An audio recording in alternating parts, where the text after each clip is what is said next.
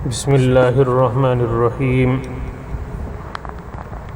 سیرت نبوی صلی اللہ علیہ وسلم کا ہر باب انسانیت کے لیے روشنی کا مینار ہے، مگر بعض واقعات ایسے ہیں جنہیں پڑھتے ہوئے دل کانپ اٹھتا ہے، آنکھیں اشک بار ہو جاتی ہیں اور روح درد کی ایک عجیب کیفیت میں ڈوب جاتی ہے۔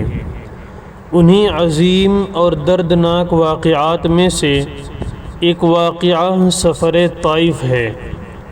وہ سفر جس میں نبی صلی اللہ علیہ وسلم کے جسم اطہر پر پتھر برسائے گئے، مگر نبی رحمت صلی اللہ علیہ وسلم کے لبوں پر پھر بھی دعا ہی جاری رہی۔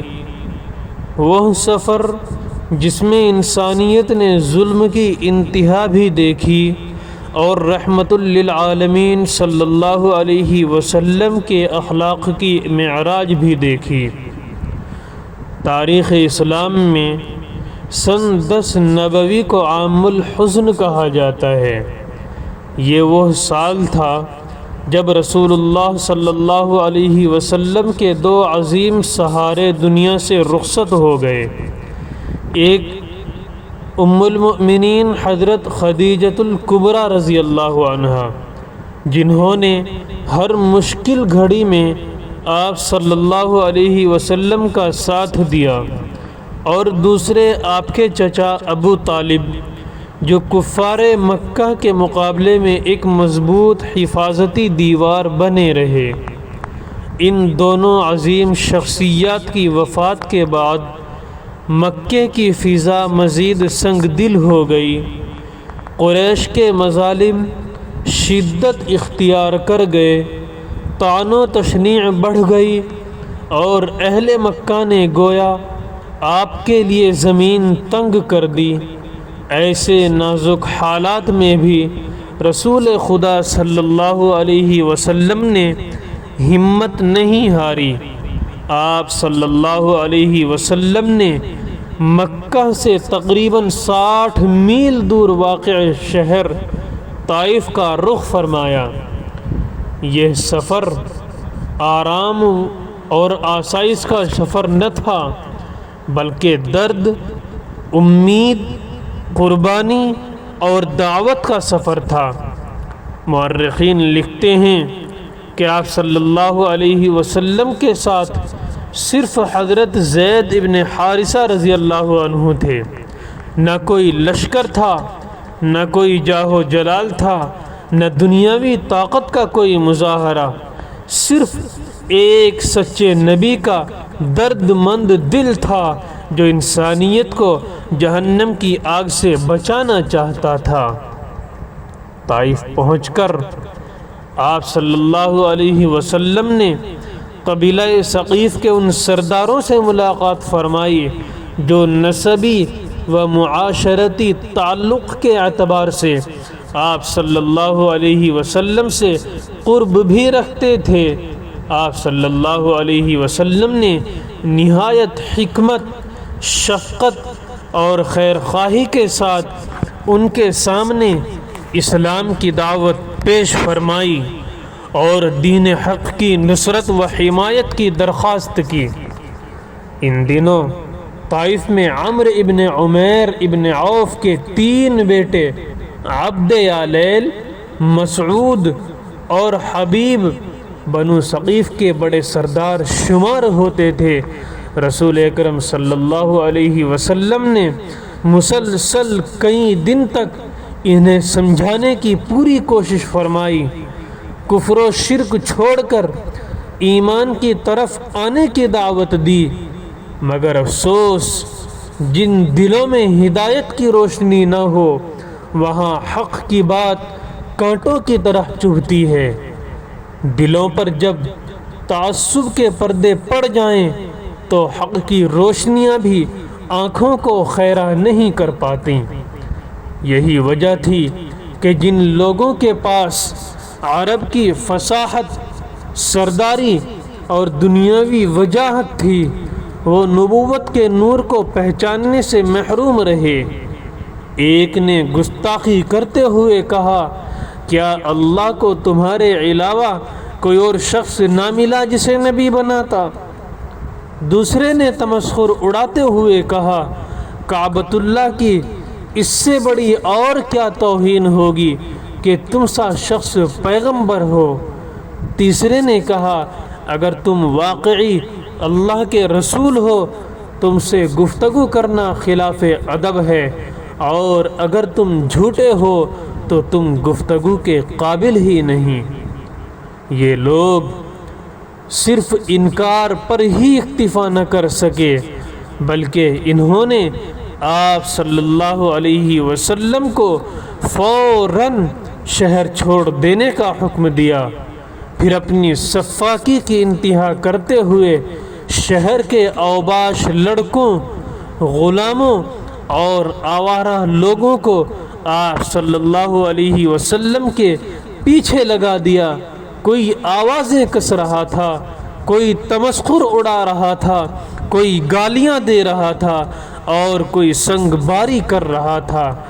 طائف کی گلیاں ظلم و سفاکیت کا منظر پیش کر رہی تھیں، جبکہ ایک زخمی نبی کی خاموشی، وقار اور صبر کے ساتھ ظلم کے طوفان کے درمیان استقامت کا پہاڑ بنے کھڑے تھے۔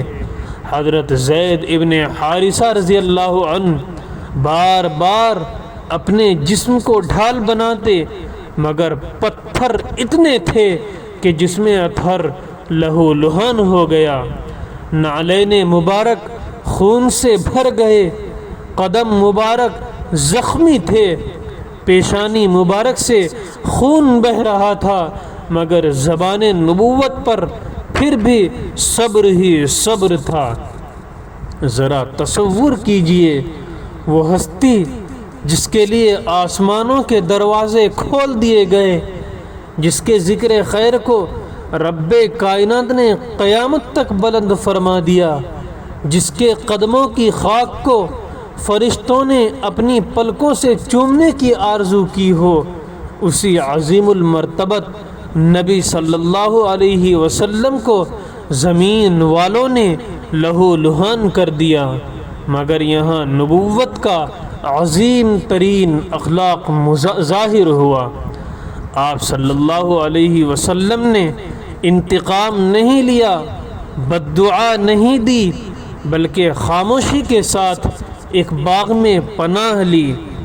یہ باغ ربیعہ کے بیٹے عتبہ اور شیبہ کا تھا، جو اگرچہ کفر پر قائم تھے مگر فطری شرافت اور عربی روایات کا اعتبار سے کچھ نرم مزاج بھی رکھتے تھے۔ وہیں رسول اکرم صلی اللہ علیہ وسلم نے اللہ کے حضور وہ دعا مانگی جسے سیرت نگاروں نے درد، عاجزی اور بندگی کی عظیم ترین دعاؤں میں شمار کیا ہے۔ اللہم الیک اشکو ضعف قوتی وقیلۃ حیلتی وہوانی علی الناس یا ارحم الراحمین۔ اے اللہ، میں تجھ سے ہی اپنی کمزوری، بے بسی اور لوگوں کی نگاہ میں اپنی بے قدری کا شکوہ کرتا ہوں۔ اے سب سے بڑھ کر رحم کرنے والے، انت رب المستضعفین وانت ربی، تو کمزوروں کا رب ہے اور تو ہی میرا رب ہے۔ الی من تکلنی، تو مجھے کس کے حوالے کر رہا ہے؟ الی بعید یتجہمنی، کسی اجنبی کے جو میرے ساتھ سختی سے پیش آئے؟ ام الی عدو ملکتہ امری، یا کسی دشمن کے جسے تو نے میرے معاملے کا مالک بنا دیا۔ ان لم یکن بک علی غضب فلا ابالی ولکن عافیتک ہی اوسع لی، اعوذ بنور وجهک الذی اشرقت له الظلمات وصلح علیہ امر الدنیا والآخرۃ من ان تنزل بی غضبک او یحل علی سخطک لک العتبۃ حتی ترضى ولا حول ولا قوة الا بک۔ تاریخ انسانیت میں شاید ہی کسی زخمی دل نے اپنے رب کے حضور اس قدر عاجزی، محبت اور سپردگی کے ساتھ فریاد کی ہو۔ یہ دعا صرف الفاظ نہیں بلکہ ایک ٹوٹے ہوئے دل کی آہ تھی۔ یہ اس نبی صلی اللہ علیہ وسلم کی فریاد تھی جو اپنی ذات کے لیے نہیں بلکہ انسانیت کی ہدایت کے لیے زخمی ہوا تھا۔ اسی موقع پر اللہ تعالیٰ نے حضرت جبرائیل امین علیہ السلام کو بھیجا اور ان کے ساتھ پہاڑوں کا فرشتہ بھی آیا۔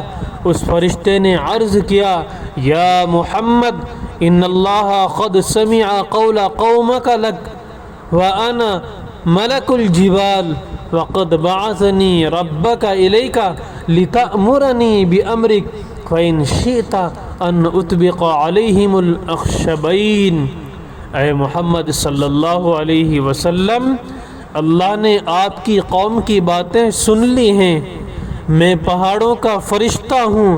آپ کا رب مجھے آپ کے پاس بھیجتا ہے تاکہ آپ جو حکم دیں وہ میں کروں۔ اگر آپ چاہیں تو میں ان پر دونوں پہاڑ ملا دوں۔ مگر دیکھیے یہاں رحمت عالم صلی اللہ علیہ وسلم کے دل کی وسعت سامنے آتی ہے۔ اس کے جواب میں نبی کریم صلی اللہ علیہ وسلم نے فرمایا، بل ارجو ان یخرج اللہ من اصلابہم من یعبد اللہ وحدہ، بلکہ مجھے امید ہے کہ اللہ ان کی نسلوں سے ایسے لوگ پیدا فرمائے گا جو صرف ایک اللہ کی عبادت کریں گے۔ یہ جملہ تاریخ انسانیت کے عظیم ترین جملوں میں سے ہے۔